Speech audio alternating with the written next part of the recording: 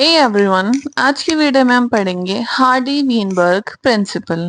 ये प्रिंसिपल हमें बताता है कि कैसे कोई भी जो पॉपुलेशन है उसमें चेंजेस कब आएंगे कि उसमें वेरिएशन हो। पहले देखते हैं कहना क्या चाहता है। इसका स्टेटमेंट है कि allele frequency in a population are stable, यानी कि किसी भी पॉपुलेशन में एलील्स की फ्रीक्वेंसी स्टेबल होती है, वो चेंज नहीं होती है। जैसे एलील क्या है, जैसे हम हाइट की बात करें तो हाइट की एलील है कैपिटल टी और एक है स्मॉल टी। तो उसकी फ्रीक्वेंसी जो है किसी भी पॉपुलेशन में स्टेबल रहती है और कांस्टेंट रहती है जनरेशन टू जनरेशन। और जो जीन पूल होता है, जीन पूल मतलब टोटल जीन और उनकी एलील्स जो किसी में प्रेजेंट है, ठीक है, वो कांस्टेंट रहती है। इसे हम कहते हैं जेनेटिक इक्विलिब्रियम। यानी जेनेटिक इक्विलिब्रियम का क्या मतलब है कि किसी भी पॉपुलेशन में उसकी एलील्स और उसका जो जीन पूल होता है वो हमेशा कांस्टेंट रहता है। लेकिन एक कंडीशन है कि इसके लिए कोई भी इवोल्यूशनरी चेंजेस नहीं होने चाहिए। यानी total of all allelic frequency is one. यानी अगर हम एक बात करें टी कैपिटल टी की और एक बात करें स्मॉल टी की, तो उन दोनों का जो टोटल ऐड है वो हमेशा ही वन आएगा। लेकिन वो चेंज कब हो सकता है, मतलब टोटल तो चेंज नहीं होगा लेकिन उनकी फ्रीक्वेंसी चेंज हो जाएगी। तो वो चेंज हो सकता है जब ये इनमें से कुछ इवोल्यूशनरी चेंजेस आए। तो अगर हार्डी वीनबर्ग ने कहा कि अगर पॉपुलेशन में इनमें से अगर कोई चेंज नहीं होता, यानी ये सारी कंडीशन रहती हैं, तब ही जाकर ये जेनेटिक इक्विलिब्रियम वाला लॉ काम करता है। क्या क्या? एक तो उस पॉपुलेशन में कोई म्यूटेशन नहीं होना चाहिए, किसी भी तरीके से कोई भी म्यूटेशन नहीं होना चाहिए। दूसरा, उसमें रैंडम मेटिंग होनी चाहिए, कोई भी किसी से भी मेट कर सकता है। नो माइग्रेशन और नो जीन फ्लो, यानी कि ना तो कोई, जैसे हम ये पॉपुलेशन की बात करते हैं कि ये कोई एक पॉपुलेशन है, ये पॉपुलेशन वन है और ये है पॉपुलेशन टू। तो पॉपुलेशन वन और ये है पॉपुलेशन टू, तो ना तो कोई यहाँ से यहाँ आना चाहिए और ना ही कोई यहाँ से यहाँ आना चाहिए। तो कोई भी माइग्रेशन नहीं होना चाहिए। नेक्स्ट है जीन फ्लो नहीं होना चाहिए। फिर है जेनेटिक ड्रिफ्ट नहीं होना चाहिए, हम आगे पढ़ेंगे जेनेटिक ड्रिफ्ट क्या होता है। नेक्स्ट है नेचुरल सिलेक्शन नहीं होना चाहिए और ना ही कोई रिकॉम्बिनेशन होना चाहिए। तो ये सारी कुछ कंडीशन फुलफिल होंगी तभी जो जेनेटिक इक्विलिब्रियम है वो मेंटेन रहेगा, तभी फ्रीक्वेंसी सेम रहेगी। तो इसके लिए इन्होंने क्या फॉर्मूला दिया, P square plus Q square plus two P Q is equal to one. क्या पी क्या है? पी है फ्रीक्वेंसी ऑफ एलील ए, यानी कैपिटल वाली की। जैसे हमने कैपिटल टी स्मॉल टी की बात करी तो यहाँ पी का मतलब है कैपिटल टी। और क्यू क्या है? क्यू है फ्रीक्वेंसी ऑफ एलील स्मॉल ए, यानी कि रिसेसिव वाले की फ्रीक्वेंसी। यानी कि हमेशा इन दोनों की फ्रीक्वेंसी हमेशा वन रहेगी, यानी P plus Q is equal to one. इन दोनों की फ्रीक्वेंसी हमेशा एक ही रहनी चाहिए। और पी क्यू ये जो साथ में आ रहा है इसका मतलब है हेट्रोजाइगस एलील। तो ये दिया था हार्डी विनबर्ग ने अपना प्रिंसिपल कि किसी भी पॉपुलेशन में जो जेनेटिक इक्विलिब्रियम होता है वो हमेशा बना रहता है अगर ये सारे चेंजेस ना हो तो अब इन्होंने बोला कि तो चेंजेस होते कैसे हैं, यानी कि इवोल्यूशन कैसे होता है। तो वो हम मैकेनिज्म ऑफ इवोल्यूशन आता है। तो इवोल्यूशन जो होता है वो वेरिएशन की वजह से आता है। और वेरिएशन कहाँ से आते हैं? वेरिएशन होते हैं म्यूटेशन की वजह से। ह्यूगो डिवरीज एक साइंटिस्ट थे, बहुत इंपॉर्टेंट नाम है ये। इन्होंने इवनिंग प्राइमरोज पे काम किया था। ये भी एक इम्पॉर्टेंट पॉइंट है, कई बार एमसीक्यूज में पूछा जाता है कि म्यूटेशन के बारे में किसने बताया, तो वो बताया ह्यूगो डिवरीज ने। और इन्होंने काम किस पे किया था? वो किया था इवनिंग प्राइमरोज पे। इन्होंने म्यूटेशन के बारे में बताया। इन्होंने बोला जो म्यूटेशन होते हैं उन्हीं की वजह से वेरिएशन आते हैं, उस वेरिएशन की वजह से ही इवोल्यूशन हो पाता है। और ये म्यूटेशन क्या होते हैं ये तो हम ऑलरेडी लास्ट चैप्टर में हम पढ़ ही चुके हैं। ये ह्यूगो डिवरीज ने बताया जो म्यूटेशन होते हैं वो रैंडम होते हैं, यानी कि कभी भी हो जाते हैं, कैसे भी हो जाते हैं, डायरेक्शन लेस होते हैं। जरूरी नहीं है कि म्यूटेशन हमेशा आपको आगे ही बढ़ाएंगे, हो सकता है म्यूटेशन आपको पीछे भी कर दे। तो म्यूटेशन काम के भी हो सकते हैं और नुकसान के भी। म्यूटेशन सडन होते हैं, अचानक ही होते हैं, कोई ऐसा नहीं है कि बताकर आएंगे कि अब म्यूटेशन होने वाला है या हम अंदाजा लगा सकते हैं, नहीं। म्यूटेशन कभी भी हो सकते हैं जिसकी वजह से स्पीसिएशन होता है। स्पीसिएशन मतलब नई स्पीशीज बनती है। अगर म्यूटेशन होगा, स्पीशीज में वेरिएशन होगा, तभी तो जाके नई स्पीशीज बनने की संभावना है। तो लेकिन ये बात तो ह्यूगो डिवरीज ने कही, लेकिन डार्विन ने क्या कहा था? डार्विन ने कहा था जो वेरिएशंस होते हैं वो बहुत ही स्मॉल होते हैं और डायरेक्शनल होते हैं, यानी फिक्स डायरेक्शन में ही होते हैं जो हमें आगे लेके जाते हैं। लेकिन ये बात गलत है। हमने ऐसे काफी सारे एग्जाम्पल्स देखे जिसमें म्यूटेशन की वजह से नुकसान भी होता है। यानी अगर कोई ऐसा म्यूटेशन हो गया जो नेचर के अकॉर्डिंग नहीं है तो उसकी पूरी स्पीशीज खत्म भी हो सकती है। तो म्यूटेशन दोनों तरीके के हो सकते हैं, डायरेक्शनलेस भी और रैंडम भी। तो ये इन दोनों की म्यूटेशन में अंतर है कि ह्यूगो डिवरीज ने तो कहा था म्यूटेशन रैंडम होते हैं, डायरेक्शनलेस होते हैं, सडन होते हैं, जबकि डार्विन ने कहा था कि वेरिएशन छोटे होते हैं और डायरेक्शनल होते हैं। एक वर्ड आता है साल्टेशन। साल्टेशन का मतलब होता है कि अगर लार्ज म्यूटेशन हो रहा है लेकिन एक सिंगल स्टेप में, यानी एक बार में ही म्यूटेशन हो रहा है लेकिन बहुत ही बड़े लेवल का हो रहा है, तो उस म्यूटेशन को हम बोलते हैं साल्टेशन। तो इस तरीके से इवोल्यूशन होता है, यानी कि म्यूटेशन ही इवोल्यूशन की वजह है। तो ये तो हो गया कि इवोल्यूशन होता कैसे। तो जो हमने हार्डी वीनबर्ग के प्रिंसिपल में पढ़ा कि इवोल्यूशनरी चेंजेस होते हैं, तो अब ये जो इवोल्यूशनरी चेंजेस होते हैं यही तो म्यूटेशन कॉज करते हैं। तो ये कुछ हम फैक्टर्स पढ़ेंगे जो हार्डी वीनबर्ग के प्रिंसिपल को इफेक्ट कर सकते हैं, जिसमें सबसे पहला है म्यूटेशन। अब म्यूटेशन होते हैं यानी जेनेटिक्स में कोई भी चेंज। तो म्यूटेशन कैसे भी हो सकते हैं? ज्यादातर म्यूटेशन रिसेसिव और लीथल होते हैं। ठीक है, वैसे तो म्यूटेशन काम के भी हो सकते हैं और लीथल भी हो सकते हैं, लेकिन ज्यादातर म्यूटेशन रिसेसिव होते हैं और लीथल होता है। लीथल मतलब जो आपको डेथ तक भी दे सकते हैं। तो हम एक एग्जाम्पल से समझते हैं।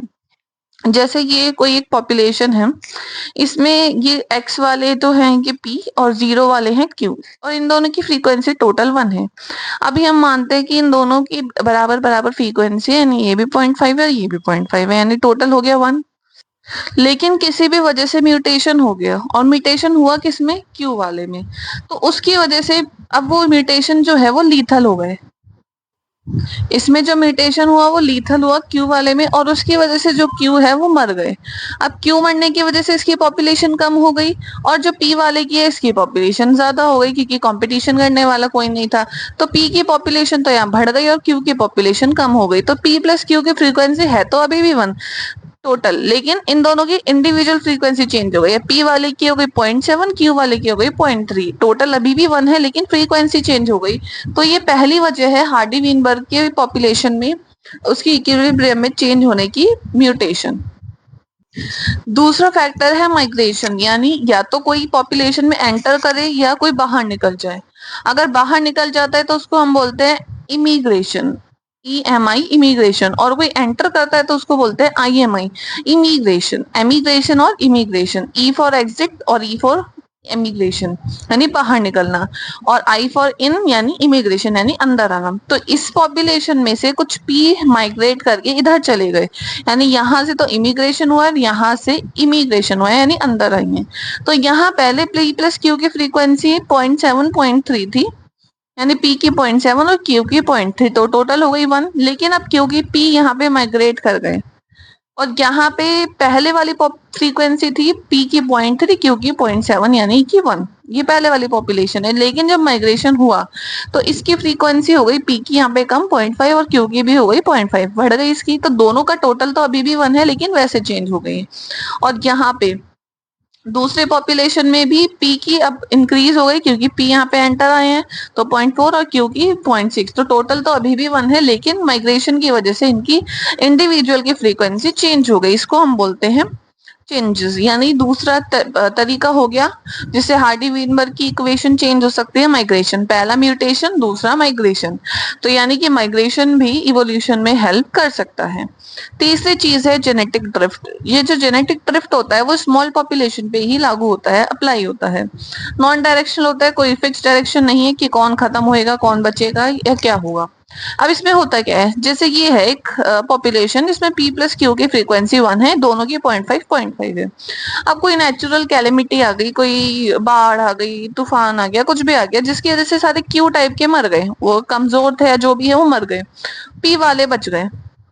तो यहाँ पे पी प्लस क्यू की फ्रीक्वेंसी चेंज हो जाएगी, पी की हो जाएगी 0.9, क्यू की हो जाएगी 0.1, और ये टोटल तो अभी भी 1 है। अब ये होता कैसे? अब दो तरीके इसमें इफेक्ट होता है, एक होता है बोटल नेक इफेक्ट और एक होता है founder effect. Bottleneck effect क्या होता है, जैसे ये फ्रीक्वेंसी थी वही P plus Q is equal to 1, P की 0.5 क्यू की 0.5। अब कोई डिजास्टर आया, बाढ़ आ गई, भूकंप आ गया, आग लग गई जंगल में, कुछ हो गया, तो डिजास्टर आने की वजह से बहुत बड़ी पॉपुलेशन जो है वो मर जाती है। तो ये जैसे एक बोतल होती है, तो बोतल के ढक्कन में से कुछ ही चीज, अब सब सारे लोग तो एक साथ बाहर नहीं निकल पाएंगे, एक दो ही बच पाएंगे, भाग पाएंगे, बाकी सारे लोग मर जाएंगे, यानी ज्यादातर पॉपुलेशन खत्म हो जाती है।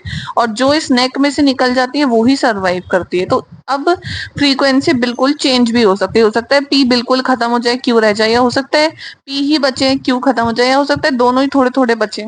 तो पॉपुलेशन की जो फ्रीक्वेंसी है वो चेंज हो गई। इस इफेक्ट को हम बोलते हैं बोटल नेक इफेक्ट, यानी बोतल की इसी नेक में से कोई बहुत ही कम जो नेचर के अकॉर्डिंग होंगे वो ही सरवाइव कर पाएंगे। दूसरा इफेक्ट है फाउंडर इफेक्ट। फाउंडर इफेक्ट में क्या होता है, जैसे ये कोई पॉपुलेशन है, अब इसमें दो कलर से दिखाया हुआ है, पिंक और एक ग्रीन, यानी एक पी है एक क्यू है। अब किसी पॉपुलेशन, ये जो पॉपुलेशन है इसने माइग्रेट कर लिया और किसी नई जगह पे चली गई जहां अभी बहुत आराम से रह सकते हैं, स्पेस है, फूड है, शेल्टर है, सब है। तो कुछ टाइम बाद अब इसमें से क्या हुआ, पिंक वाली ज्यादा चली गई, ग्रीन वाली एक आध चली गई। थोड़े टाइम बाद ये ग्रीन वाले तो बचे नहीं और ये पिंक वाले बहुत सारे, इन्होंने रिप्रोडक्शन कर लिया और इनके नंबर बढ़ गए। तो अब ये नई पॉपुलेशन में इसकी फ्रीक्वेंसी बढ़ जाएगी, इसको हम बोलते हैं फाउंडर इफेक्ट। तो ये दोनों ही जेनेटिक ड्रिफ्ट है जो कि स्मॉल पॉपुलेशन पर ही अप्लाई होते हैं, और ये नॉन डायरेक्शनल है, इसमें कुछ नहीं कह सकते कौन मरेगा कौन बचेगा। तो ये भी एक तरीका है जिससे कि इक्विलिब्रियम में चेंज आ सकता है, यानी कि फ्रीक्वेंसी चेंज हो सकती है। तो तीसरा तरीका हो गया जेनेटिक ड्रिफ्ट। चौथा तरीका है नेचुरल सिलेक्शन, और ये सबसे इंपॉर्टेंट है। नेचुरल सिलेक्शन कई बार पूछा जाता है एग्जाम्स में, वैसे तो ये पूरा हार्डी वीनबर्ग इंपॉर्टेंट है, एमसीक्यूज भी आते हैं इसमें, लेकिन ये सारी चीज भी बहुत इंपॉर्टेंट है। तो नेचुरल सिलेक्शन क्या होता है कि नेचर आपको सेलेक्ट करेगी, यानी नेचर हर ऑर्गेनिज्म को सेलेक्ट करेगी, जो नेचर के अकॉर्डिंग होगा वो ही आके सेलेक्ट होगा, वो ही बचेगा, और जो नेचर के अकॉर्डिंग नहीं होगा वो मर जाएगा। जैसे कि मान लेते हैं दो इंसान हैं, अब उसमें से एक है बहुत स्ट्रांग और एक है बहुत वीक, तो वीक वाले को तो हर कोई मार पीट के चला जाएगा, तो उसका तो सरवाइव करना बहुत मुश्किल है, और जो स्ट्रांग होगा वो बच जाएगा। सेम ऐसा ही हर स्पीशीज के साथ होता है। जैसे प्लांट को ले लें हम, तो प्लांट में जो अगर मान लेते हैं कोई ऐसी जगह पर है जहाँ पानी की बहुत कमी है, तो अगर कोई ड्रॉट के लिए रेजिस्टेंट होगा, सूखे के लिए अगर उसके पास रेजिस्टेंस पावर होगी तो वो सरवाइव कर जाएगा, लेकिन अगर किसी के पास नहीं होगी तो वो मर जाएगा। वही चीज है।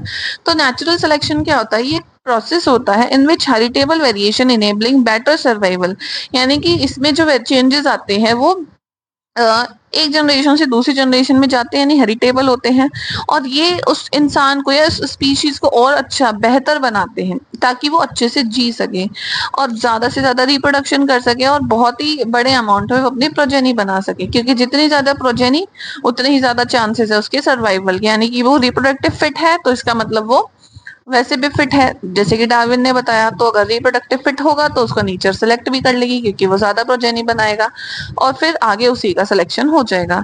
अब ये नेचुरल सिलेक्शन तीन तरीके के होते हैं, हमारी एनसीईआरटी में दे रखा है, बहुत इंपॉर्टेंट टॉपिक है। तीन तरीके से हो सकता है। पहला तरीका है डायरेक्शनल या प्रोग्रेसिव सिलेक्शन, यानी कि ये किसी एक ही डायरेक्शन में होगा। इसको एक बार डायग्राम से समझते हैं। जैसे कि ये ग्राफ है, ये पुरानी पॉपुलेशन का ग्राफ है। ये वो पॉइंट है जो मिनिमम रिक्वायरमेंट है सर्वाइवल के लिए, यानी इससे अगर कम मिला तो कोई इंसान सर्वाइव नहीं कर पाएगा। और ये वो पॉइंट है जहां पर वो मैक्सिमम उसकी सर्वाइविंग की कैपेसिटी होगी, यानी यहाँ पर सब कुछ बढ़िया है, फूड भी अच्छा है, शेल्टर भी बढ़िया है, तो यहाँ वो मैक्सिमम सर्वाइव कर पाएगा। और ये वो पॉइंट है जहां पर इसके बाद अगर कुछ फैक्टर बढ़े तो वो मर जाएगा। यानी ये मिनिमम, ये मैक्सिमम और ये ऑप्टिमम। ऑप्टिमम सबसे बढ़िया पॉइंट होता है। अब या तो इसमें क्या होगा डायरेक्शन वाले में कि ये एक तरफ एक डायरेक्शन में शिफ्ट हो जाएगा, यानी कि ये जो ऑप्टिमम रेंज है वो खिसक के इधर चली गई। जैसे हम इसको एक एग्जांपल से समझते हैं। जैसे कि मानते हैं कि हम अभी अर्थ का हमारा टेम्परेचर इस टाइम जो एवरेज है वो 45 के आसपास रहता है, लेकिन पहले अर्थ का टेम्परेचर कम हुआ करता था, तो पहले हमारे लिए मानते हैं कि 35 एवरेज हुआ करता था, तो हम 35 ऑप्टिमम टेम्परेचर था। अगर ये मान लेते हैं 20 है और ये मान लेते हैं 50 है, 20 से कम टेम्परेचर हो तो भी मर जाएंगे, 50 से ज्यादा हो तो भी मर जाएंगे, लेकिन 35 पे हम बिल्कुल अच्छे से सर्वाइव करेंगे। तो लेकिन अब क्या हुआ, नेचर ने अपने आप को बदला, तो उस हिसाब से पॉपुलेशन भी शिफ्ट हो गई इधर वाली डायरेक्शन में। यानी अब ऑप्टिमम टेम्परेचर हो गया 40 और मैक्सिमम बढ़ के इधर चला गया 70। यानी अब हम मिनिमम 30 पे सर्वाइव कर सकते हैं और मैक्सिमम 70 पे। तो ये एक डायरेक्शन में चेंज हुआ है, इसलिए इसको बोलते हैं डायरेक्शन या फिर प्रोग्रेसिव। अब ये उल्टा भी हो सकता था, हो सकता है इधर शिफ्ट हो जाता, तो किसी भी डायरेक्शन में शिफ्ट होगा, लेकिन किसी एक डायरेक्शन में शिफ्ट होगा। तो यहाँ पर क्या होगा, एक जो एंड है, एक एंड वाले पॉपुलेशन तो खत्म हो जाएगी, ऑप्टिमम वैल्यू है वो चेंज हो जाएगी, और एक साइड की जो पॉपुलेशन है वो सेलेक्ट होगी और वो ही आगे सरवाइव कर पाएगी।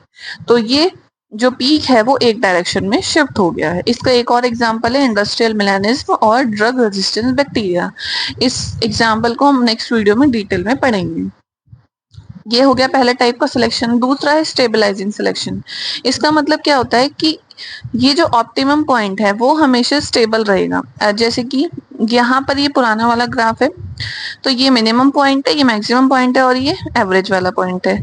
अब इसका एग्जांपल हम ले सकते हैं कि birth weight of human babies. जो ह्यूमन बेबीज हैं, ये अगर ये हम मानते हैं 2 किलो है, ये हम मानते हैं 5 किलो है, और ये जो ऑप्टिमम है वो 3 किलो है।